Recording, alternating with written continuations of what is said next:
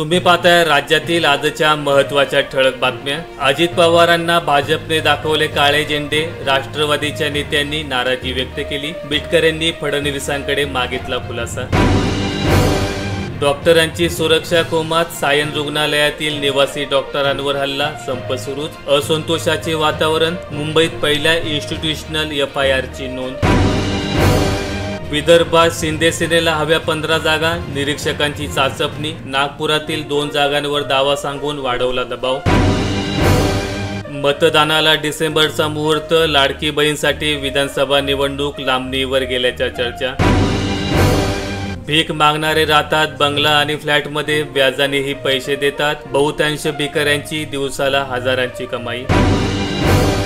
आमचा लढा पुढेही सुरू राहणार, मायदेशी परतल्यावर विनेश फोगाट म्हणाली, सत्याचा विजय होईल, मी कुस्तीत परत येऊ शकते।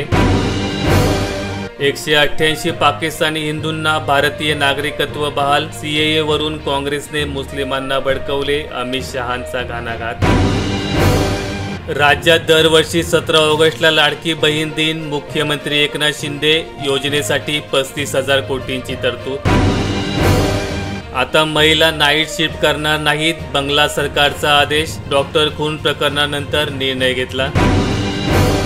लोकसभेला दिला तसा दणका विधानसभेला देऊ नका, अजित पवार, मनसर येथे राष्ट्रवादी काँग्रेसचा जनसन्मान मेळावा।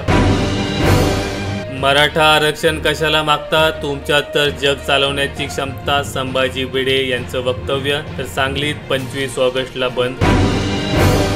विद्यार्थ्यांचा कॉम्प्युटर निगडीत शाखांकडे कल, कॉम्प्युटर इंजिनिअरिंग, IT आणि इलेक्ट्रॉनिक्स अँड टेलिकम्युनिकेशनला सर्वाधिक पसंती।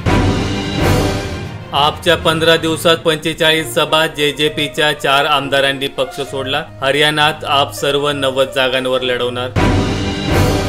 27 पैकी 9% हिंदू बांगलादेशात शिल्लक, उर्वरित गेले कुठे, केंद्रीय गृहमंत्री अमित शहा यांचा सवाल।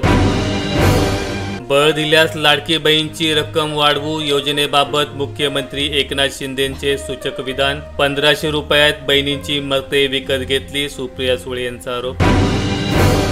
रशियात भूकंप, ज्वालामुखीचा उद्रेक, केंद्रापासून 300 किलोमीटरच्या परिघात, सुनामीचा इशारा। माहिती आवडल्यास व्हिडिओला लाईक करून चॅनल सबस्क्राईब करा। धन्यवाद।